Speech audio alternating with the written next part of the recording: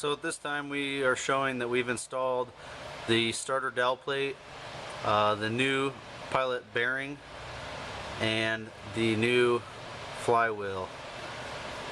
Next will be the clutch, and next will be the install of the tranny. The flywheel bolts are torqued to 80 foot-pounds with blue Loctite. So during the installation of your new clutch kit and clutch, make sure that you utilize the center force clutch disc that came with the 3550 conversion.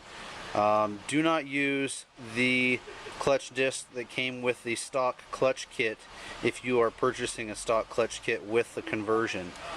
The center force disc is designed to work on the NV3550 input shaft, so just make sure that you test the 3550 clutch disc onto the input shaft to make sure that the splines will work and are using the right clutch disc.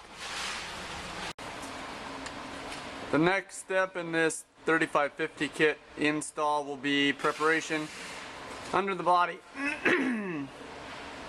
for the transmission clearance. So if your vehicle does not have any body lift, then you will need to trim out the boxed portion of the cross member here for adequate clearance so that the transmission doesn't contact the support that used to run under the tunnel.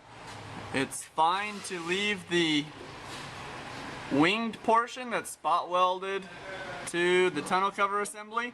That won't interfere at all.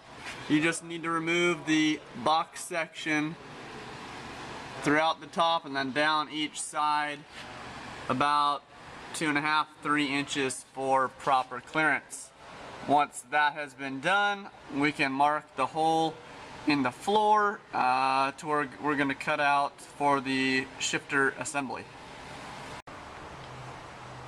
So now we're going to take a measurement from the front facing of the bell housing to the front of the shifter assembly here, and it's about 17.5 inches, and that's going to give us a measurement for the front of the hole that we're going to mark on the bottom side of the tunnel for the shifter tower clearance. So we're back under the truck again with our 17.5 inch measurement, and I've already measured it out, and from the starter dowel plate measuring back 17.5 inches, it's this red line right here, and then we've also measured back about 2.5 inches, and we're just going to cut out a small square hole in the bottom of the floor. We're going to leave it a little bit small right now, install the transmission and transfer case assembly with no shift tower on it. We'll just put a couple rags over the top of it, get it all bolted in place, and then once it's in, we'll be able to look through the small hole that we've cut out in the floor and mark out exactly where we need to trim out to have a nice tight fitting hole around the shift tower assembly.